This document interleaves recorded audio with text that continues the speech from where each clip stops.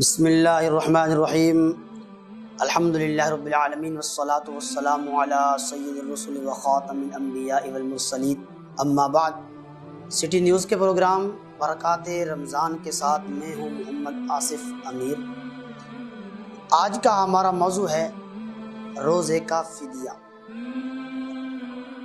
محترم ناظرین کرام، روزہ اللہ جل جلالہ عمن والہ کی طرف سے امت محمدیہ کے اوپر ایک بہت بڑا حکم عائد کیا گیا ہے کہ جس کے بارے میں اللہ جل جلالہ عمن والہ سورۃ البقرہ آیت نمبر 183 کے اندر فرما رہے ہیں، فمن کان منکم مریضا او علی سفر فعدۃ من ایام اخر، کہ اللہ جل جلالہ عمن والہ اس کے اندر روزے کے بارے میں یہ فرما رہے ہیں کہ جب تم میں سے کوئی مریض ہو یا سفر درپیش ہو تو اس کو چاہیے کہ وہ اپنے اس روزے کو اس وقت نہ رکھے، اس وقت چھوڑ کر اور کسی ایام اخر اور دنوں کے اندر ان کی قضا کر سکتا ہے۔ اس کے اندر دو باتیں ہیں، ایک تو یہ ہے کہ مریض اور ایک سفر۔ اس سے پہلے میں آپ کو یہ بتاتا چلوں کہ روزہ جو ہے اللہ جل جلالہ عمن والہ بندے کو اس کے ذریعے سے نوازنا چاہتے ہیں، اور اللہ جل جلالہ عمن والہ کو بندے سے بڑی محبت ہے۔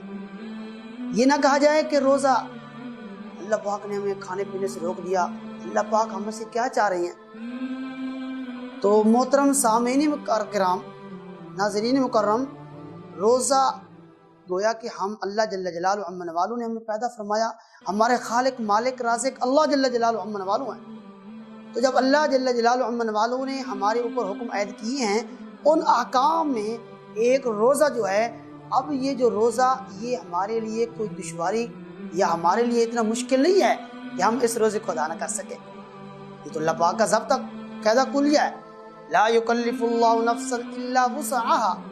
فرمایا اللہ پاک ایک بندے کے اندر استعداد طاقت نہیں ہوتی، اس کی طاقت سے زیادہ اللہ پاک اس کے اوپر بوجھ نہیں ڈالتے، بلکہ اللہ جل جلالہ عمن والہ یہ اپنا حکم دے کر بندے کو عبدیت اور اپنے ہاں اس بندے کا مقام کو بلند کرنا چاہتے ہیں۔ اللہ کرے اللہ پاک کے حکم کی قدر ہمارے دلوں میں آ جائے، اللہ پاک کی قدر، اللہ پاک کے حکم کی قدر ہمارے دلوں میں آ جائے۔ اس کے لیے آپ نے سنتے رہتے ہیں کہ محمود غزنوی رحمہ اللہ تعالی ایک بہت نیک دل بادشاہ تھے، اور ان کا جو خلیفہ اور ان کا وزیر تھا ایاز تھا۔ تو امتحان لینے کے لیے محمود نے ایک بہت قیمتی ہیرا محمود نے اپنے دربار میں منگوایا، اور سارے وزراء کو کہا کہ آؤ اور اس قیمتی جو ہیرا ہے اس کے اوپر ضرب لگا کے اس کو کاٹ دو۔ لیکن جو بھی وزیر آتا دیکھتا اتنا قیمتی ہیرا ہے، اور یہ قیمتی ہیرا بادشاہ کی سلطنت میں سب سے زیادہ قیمتی ہے، تو اس کو وہ ہاتھ نہ لگاتے، کہتا نہیں بادشاہ، یعنی کہ نہ توڑتا۔ لیکن جب ایاز کی باری آئی تو بادشاہ نے کہا ایاز آپ کے لیے یہ حکم ہے جو اوروں کے لیے ہے۔ تو ایاز نے یہ نہیں دیکھا کہ یہ قیمتی ہیرا ہے، ٹوٹ جائے گا اور نہیں ملے گا، ایاز نے فوراً ہتھوڑا لیا، ضرب لگائی اور اس قیمتی ہیرے کے ٹکڑے ٹکڑے کر دیے۔ لوگ دیکھ رہے ہیں ایاز بڑا پاگل ہے، بیوقوف ہے، اس نے کیا کر دیا؟ تو ایاز مسکرا کے کہنے لگا میرے ہاں اگر قدر ہے تو بادشاہ کے حکم کی قدر ہے، میرے ہاں اس ہیرے کی کوئی قدر و منزلت نہیں ہے۔ تو محترم ناظرین کرام، ہم نے یہ دیکھنا ہے کہ ہمارے اللہ نے جو ہمارے اوپر ایک حکم لاگو کیا ہے، عائد کیا ہے، جو شریعت کے تیسرا رکن ہے اسلام کا، کلمہ نماز کے بعد جو روزہ ہے، اب یہ اللہ پاک کا اتنا بڑا حکم ہے، ہم اس کی کتنی پاسداری کر رہے ہیں۔ تو یاد رکھیں، صائم کے لیے، روزہ رکھنے والے کے لیے اللہ پاک کے یہاں کتنا مقام ہے، کتنی فضیلت ہے۔ اللہ جل جلالہ عمن والہ فرماتے ہیں، اے آسمان کے فرشتوں، تمہارے ذمہ ایک کام لگا رہا ہوں۔ یہ باری تعالیٰ کون سا کام؟ تمہارے ذمہ یہ کام ہے کہ جو روزہ دار روزہ افطار کے وقت یا اس کسی اور وقت دعا کرے تو اے آسمان کے فرشتوں فوراً روزے دار کی دعا کے اوپر آمین کہو۔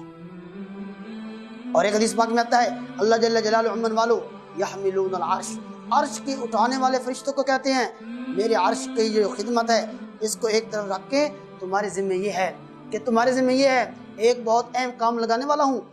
اللہ کون سا کام؟ تو اللہ پاک فرماتے ہیں کہ تمہارے ذمہ یہ کام ہے کہ تم روزے دار کی دعا کے آخر میں آمین کہو۔ آمین فرشتے کہیں گے اور روزے دار کی دعا اللہ پاک فوراً قبول فرمائے۔ یہ اللہ پاک یہاں روزے دار کا کتنا مقام ہے۔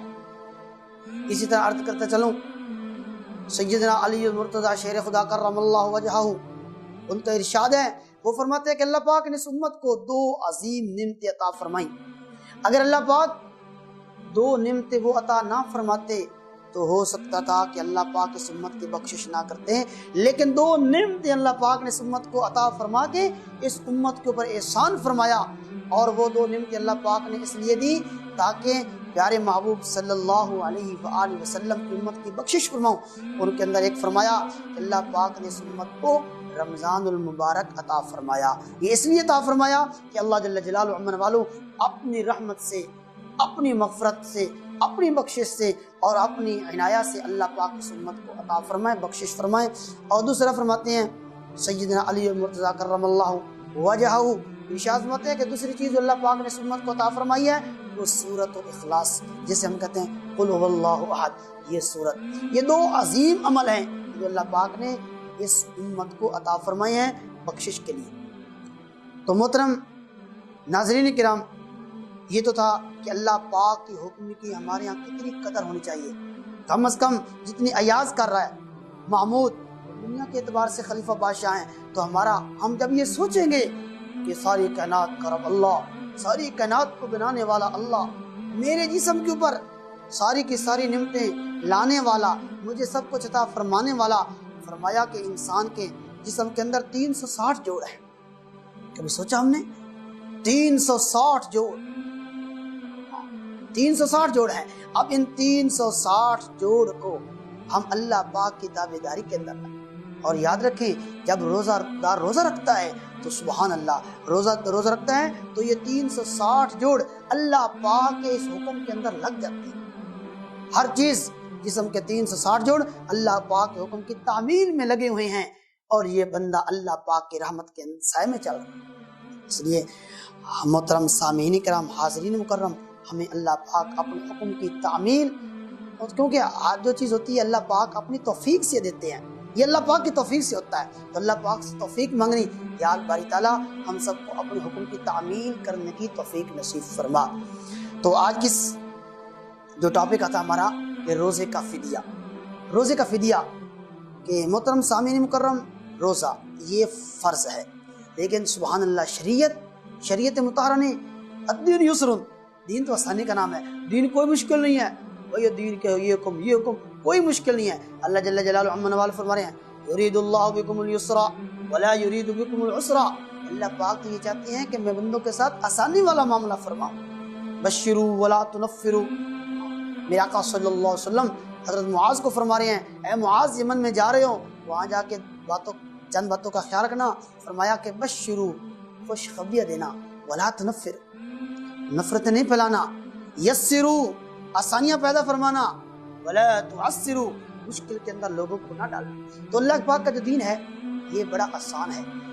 تو فدیہ جو ہے محترم ناظرین کرام، اللہ جل جلالہ عمن والوں نے فدیہ کے بارے میں، یہ میں قرآن مجید کا حکم ہے کہ ایک آدمی ہے وہ روزہ نہیں رکھ سکتا، تو اب شریعت مطہرہ کہتی ہے کہ اس کے لیے فدیہ۔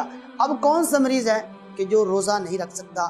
اس کے اندر یہ سمجھ لیا جائے کہ ایک جو طبیب حاذق ہے، بڑا ڈاکٹر ہے، تو اگر وہ ڈاکٹر آپ کو یہ کہہ رہا ہے کہ یہ مرض اگر روزے رکھیں گے تو یہ مرض اور بڑھ جائے گا، آپ کی جان لیوا ثابت ہو سکتا ہے، تو اس کے لیے، اور یہ ایسا مرض ہے کہ کبھی بھی آپ کو اس سے شفا یاب نہیں ہو سکتے، بلکہ یہ زیادہ آپ کی زندگی جان لیوا ثابت ہو سکتا ہے، تو یعنی کہ شفا کی کوئی امید نہیں ہے، تو اس مرض کے اندر شریعت کہتی ہے آپ روزہ نہ رکھیں اور روزے کا فدیہ ادا فرما دیں۔